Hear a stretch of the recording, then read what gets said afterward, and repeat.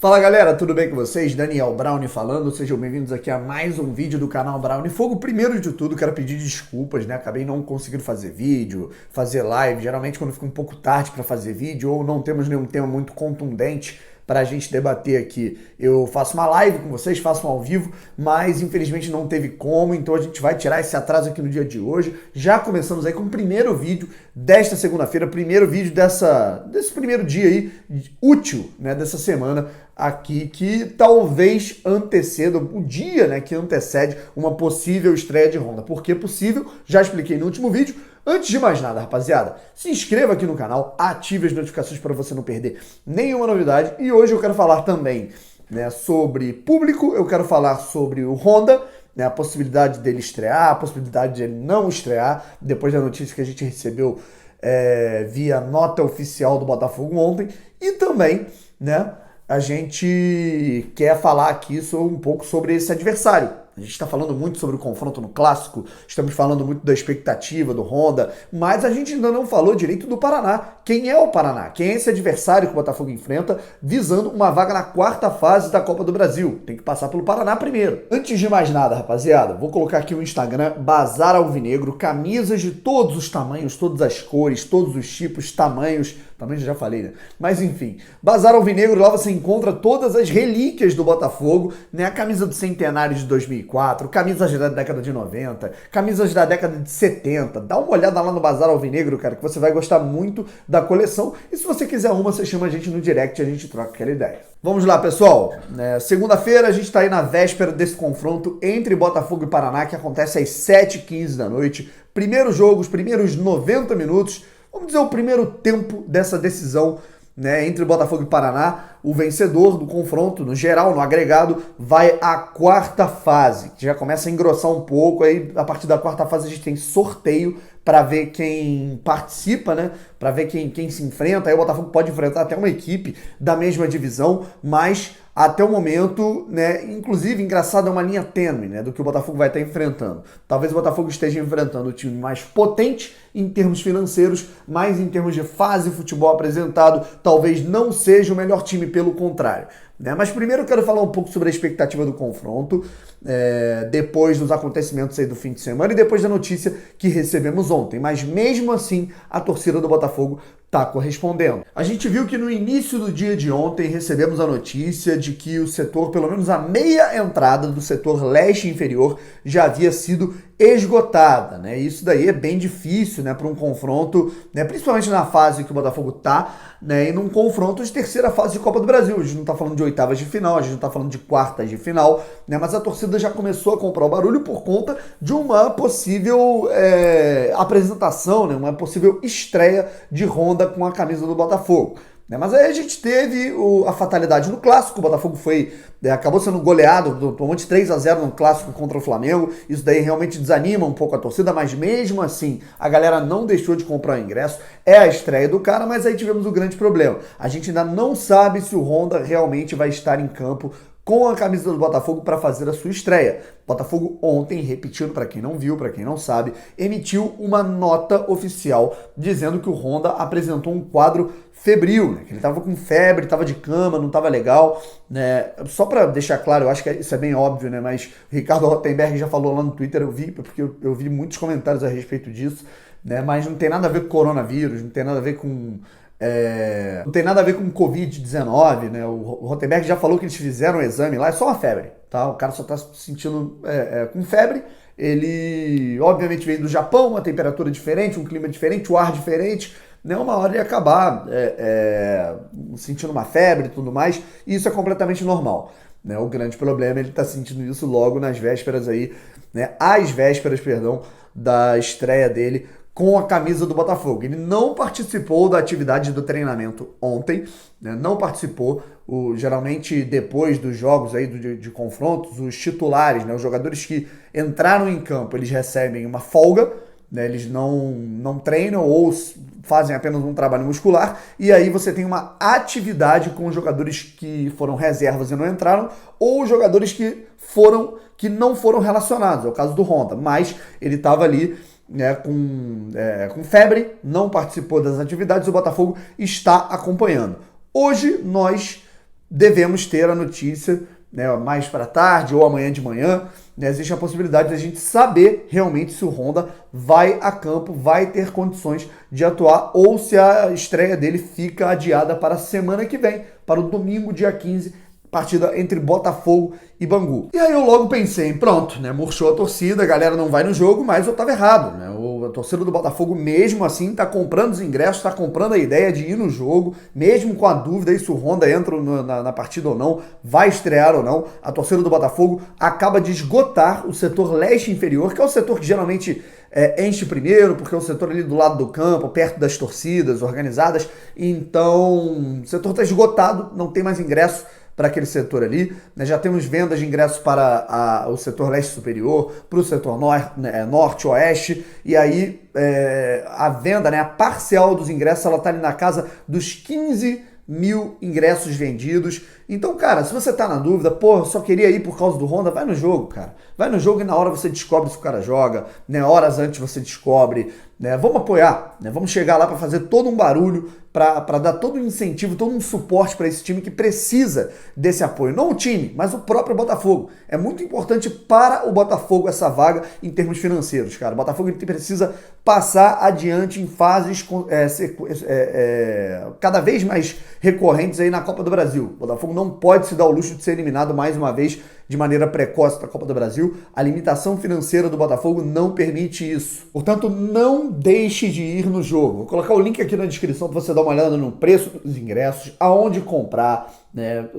Para você ficar por dentro de absolutamente tudo. Eu vou colocar tudo aqui na descrição e não deixe de ir nesse confronto se você é aqui da região metropolitana do Rio de Janeiro, beleza? Só que agora, falando um pouco sobre o adversário, é o ponto central aqui desse vídeo. Quem é o Paraná? Quem é essa equipe que o Botafogo vai enfrentar amanhã e vai tentar passar para chegar na quarta fase da Copa do Brasil? Já falei isso aqui em alguns vídeos, rapaziada. O time do Paraná, ele tem uma situação completamente oposta, eu diria reversa da situação, por exemplo, do Caxias, e bem diferente também da situação do Náutico. Caxias é uma equipe da quarta divisão. Aí a gente analisava, pô, o Botafogo vai enfrentar um time de Série D, né, vai passar tranquilamente, nada disso. Caxias montou uma equipe experiente, né, tá tentando se reestruturar, né, tá com um projeto para tentar retornar à terceira divisão, né, do futebol brasileiro. Eu acredito que é um forte candidato a retornar para a Série C. Atualmente, né, pelo menos no primeiro turno, foi o líder do Campeonato Gaúcho. Pelo menos quando enfrentou o Botafogo, era o líder do Campeonato Gaúcho, né?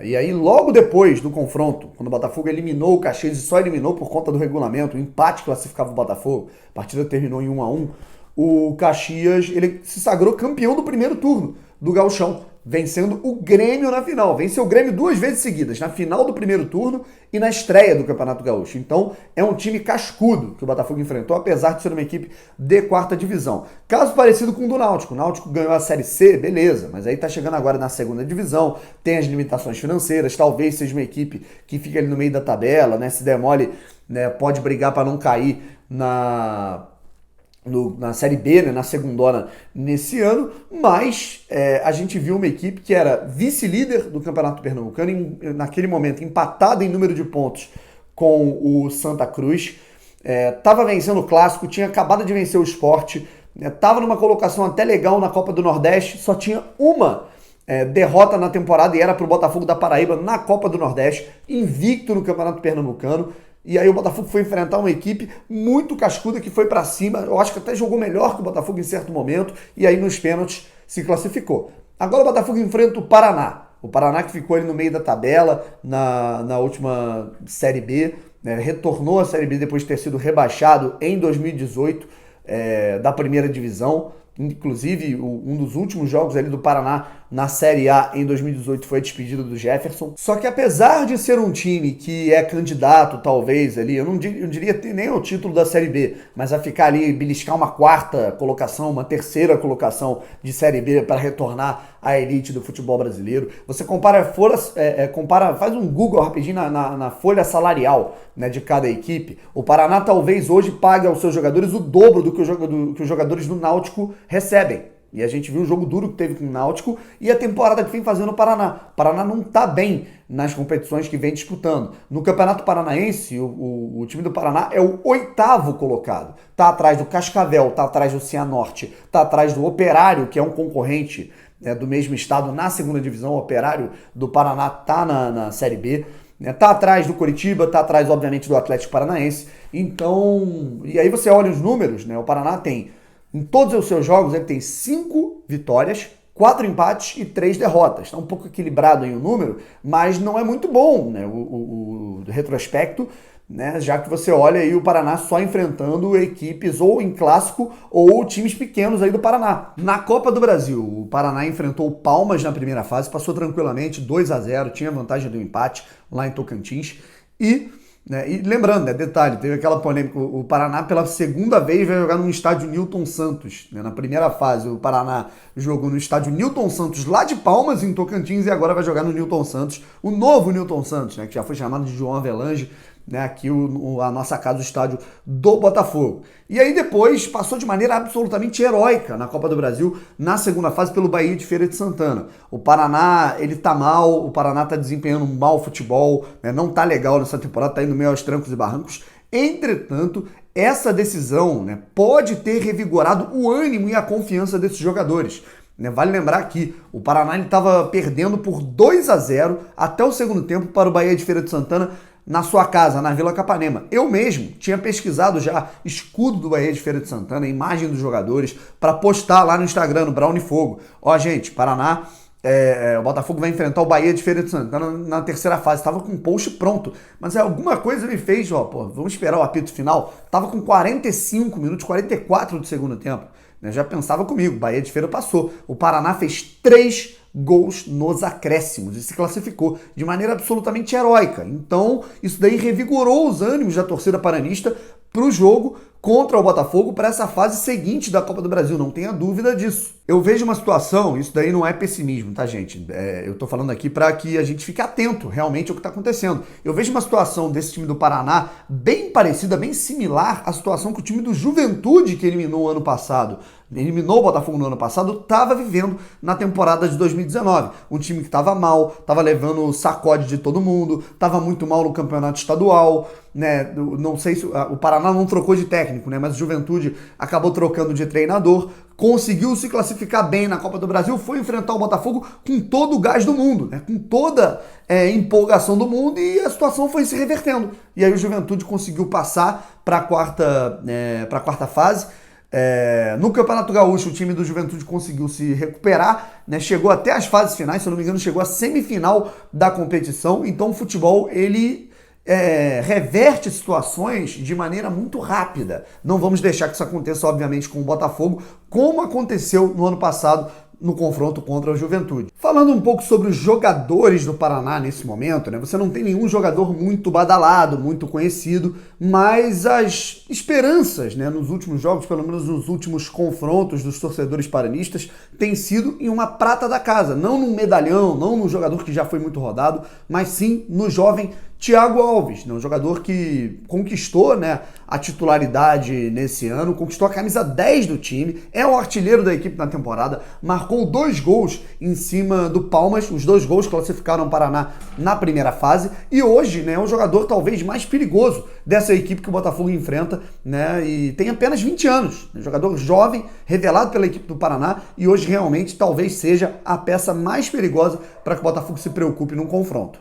Um pouco sobre modelo de jogo, como que o Paraná atua, eu vou falar no segundo vídeo dessa segunda-feira aqui, para não ficar muito grande. Falando um pouco também sobre lei do ex, o Botafogo não vai ter nenhum jogador a reencontrar nesse time do Paraná que já tenha atuado com a camisa do Botafogo, mas no banco de reservas vai ter auxiliar técnico do treinador Alain, do Paraná, Lúcio Flávio, ele mesmo, volante, meia do Botafogo, camisa 10 do Botafogo durante um bom tempo, nos períodos ali, chegou no Botafogo em 2006, ficou no Botafogo até 2009, até ser negociado com o Santos, retornou, ficou no Botafogo até o fim de 2010, e aí depois passou por alguns clubes pequenos até encerrar a carreira, e hoje o sonho dele é se tornar treinador de futebol, é auxiliar fixo da equipe do Paraná. Do lado do Botafogo, sim, a gente tem 2 jogadores que atuaram no Paraná no ano passado, o lateral esquerdo Guilherme Santos e o volante Luiz Otávio, que eram 2 destaques da equipe do Paraná na temporada passada. Os 2 eram